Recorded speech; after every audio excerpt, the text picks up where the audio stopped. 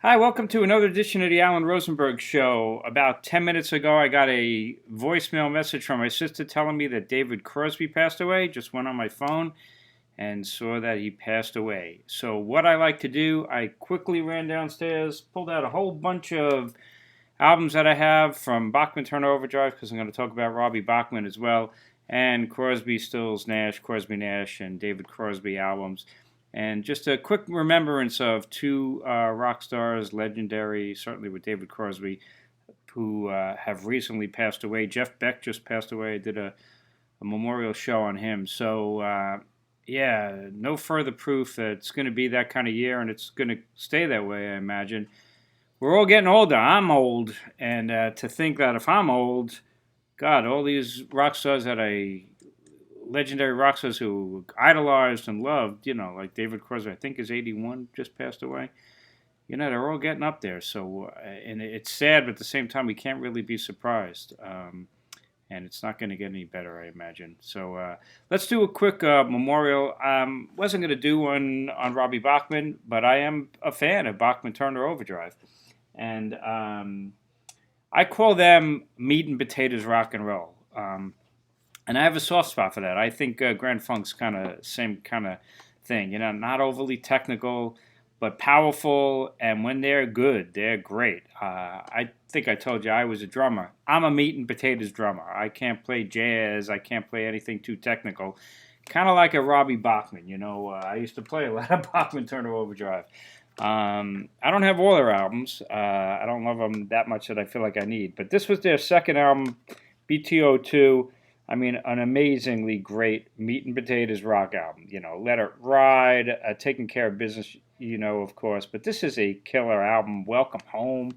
Really powerful, loud rock and roll right there. My favorite B.T.O. album, and their biggest one, I imagine, is Not Fragile. This is monstrous. What was this? This is around 74, if my memory serves correctly.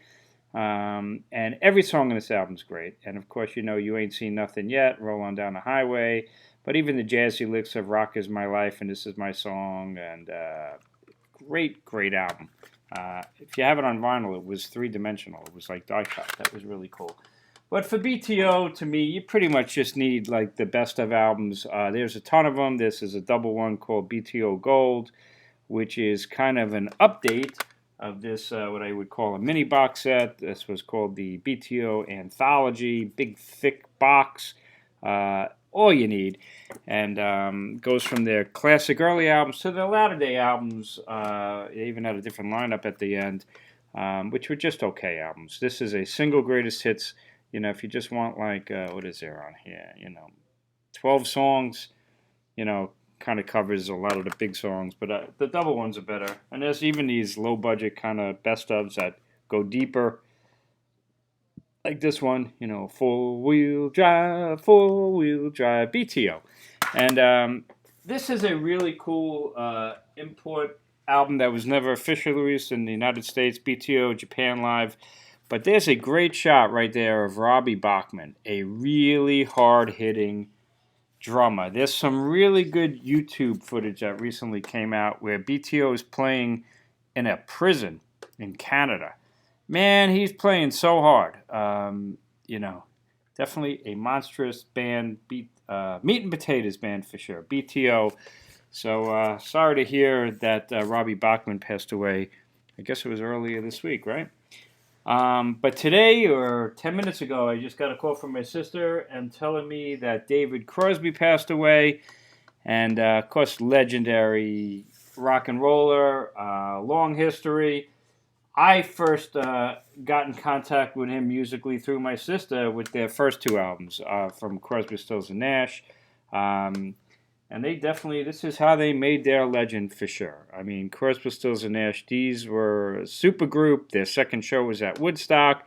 And back to back, they released these two albums. And these are two of the greatest albums in the history of rock and roll. They're amazing albums.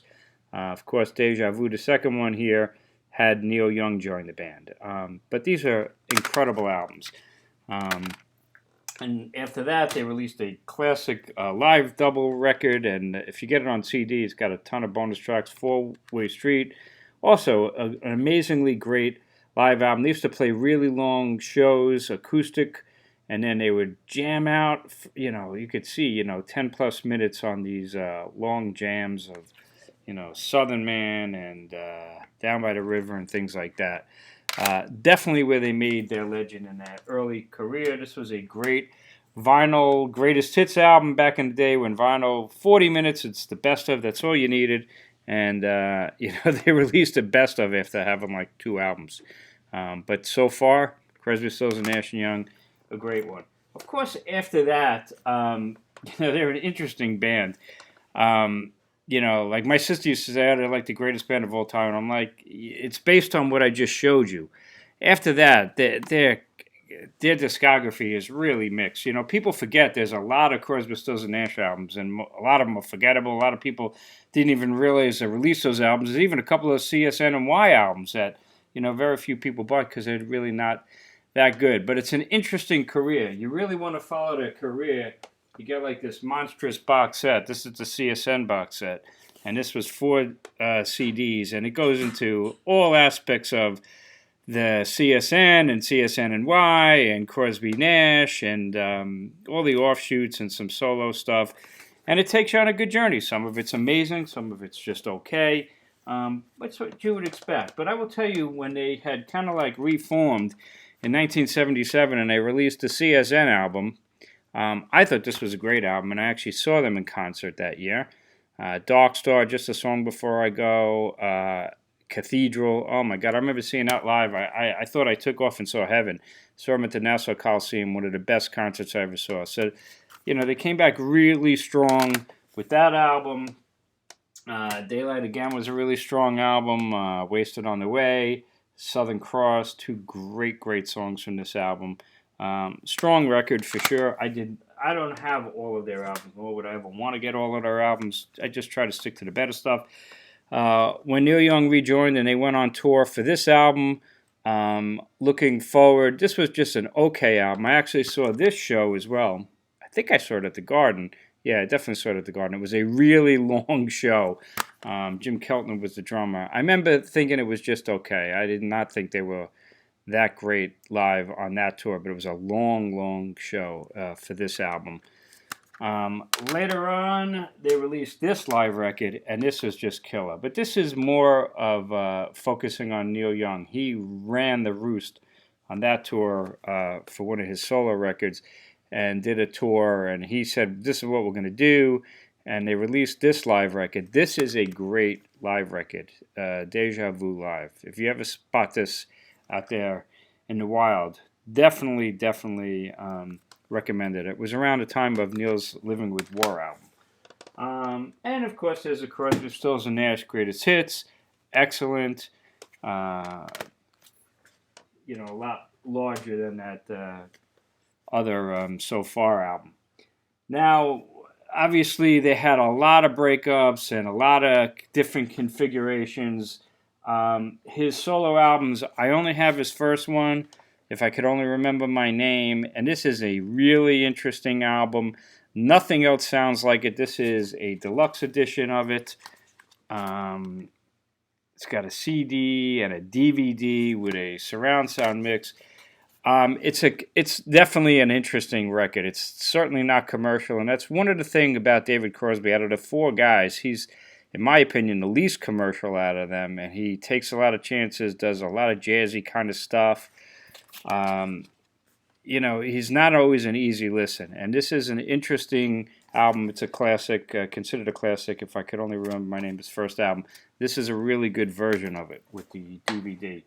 I was a big fan of the Crosby Nash stuff. It's good stuff for sure. This is a great live record. Crosby Nash live, and it cherry picks the best of their solo stuff and really great live stuff. Graham Nash, a really talented guy. I've seen him solo. Really think he's a really talented guy. So you get Graham Nash, more melodic commercial stuff, and then Crosby, and it works so well together. And this is a good collection called The Best of Crosby Nash, the ABC years. They were on ABC Records, and it's kind of like that live one, only a lot more tracks. You know, a lot of really good stuff on there. To the Last Whale, you know, Wind on the Water. Doesn't get any better than that, does it? No, it doesn't. Interesting group of guys, you know, hard to put them on a pedestal when you read about the story of Crosby, Stills, and Nash and Young, and you watch documentaries, you realize, man, you know, you think that he's free-loving hippie guys, and they're really just a bunch of raving egomaniac assholes most of the time, or some of the time. You know, this is a really cool box set that had come out. You know, they were you know, they were playing the Fillmore, and they wanted more money, and Bill Graham couldn't afford to pay them anymore, and they just wanted more and more and more, and their egos were running rampant. They did the first full stadium tour in the United States before the Stones. You know, other bands, Zeppelin and Stones, played stadiums, but not a stadium tour. These guys decided to do a stadium tour, which is pretty amazing because they're not really the most dynamic live guys to watch. And there they were playing stadiums on this 1974 tour, and it's completely captured in this mammoth 3-disc, 3 CD set with a bonus DVD. They would play also really long shows, acoustic stuff, electric stuff, lots of jamming. And on this tour, they played a lot of stuff that was never released on any albums. This is a really cool box set. I don't know if it's still available out there, but it kind of looks like that. There it was, you know, raving egomaniacs for sure. If you ever heard them when they start fighting with each other, you know, they were just, Crosby and Stephen Stills, boy, they could really go at it, all of them. I mean, look, he hasn't spoken to Nash in years, and they were like, Graham Nash is the guy who defended him all these years. So, but whatever. Of course, before all of that, you know, Crosby was in the Byrds, and they had a lot of falling out with ego problems. I mean, they played Monterey, and he left the Byrds at Monterey to go play with Buffalo Springfield. That takes a lot of balls. But certainly the Byrds, obviously, legendary band. They tried to, well, at least the critics said they were building themselves up to be like the American Beatles. After all, the Beatles spelt it B-E-A-T, and the Byrds B-Y-R-D-S. You know, obviously, they're not really like the Beatles. But this is a classic album, Mr. Tambourine Man and Fifth Dimension. Crosby's on that one as well.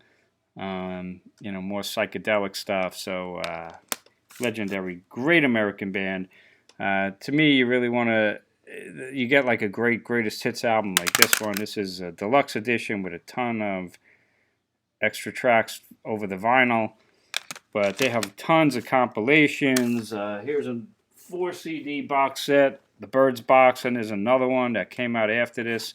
You know, they're a really interesting band, the Byrds, because they cover the gamut. My favorite Byrds album is this one, but Crosby's not on that. That's the Graham Parsons years. But of course, the Byrds would do a lot of Dylan stuff, and they completely electrified it with Roger McGuinn's 12-string. You know, obviously, you know their version of Mr. Tambourine Man. This is a cool collection. The Byrds played Dylan, and Crosby's on this in lots of places as well. So there you have it, a little overview of David Crosby with Graham Nash and Crosby, Stills and Nash and Crosby, Stills, Nash and Young, and also to Robbie Bachman, a great meat and potatoes drummer and a great meat and potatoes band, B.T.O. Sorry about losing these two guys, and like I mentioned, man, I think they're at that age, they're long past that age. I mean, you think about Crosby had a liver transplant like in the early 90s. He was in jail in the 80s. He has not had an easy life, and kind of like a Keith Richards, he was supposed to die 20, 30 years ago, and kept coming back, thankfully, but I guess eventually time has unfortunately caught up to him and Robbie Bachman. So there you have it. Quick impromptu video like I normally do. If you're new, please hit subscribe. Would greatly appreciate it. Help my channel to grow. And this way I can pop up in searches and people will discover me and our community, because I love when you write and express your opinions. That's always a great thing too. So anyway, as I say, stay safe, stay healthy out there. And I'll see you on my next video. And thanks again. Take care.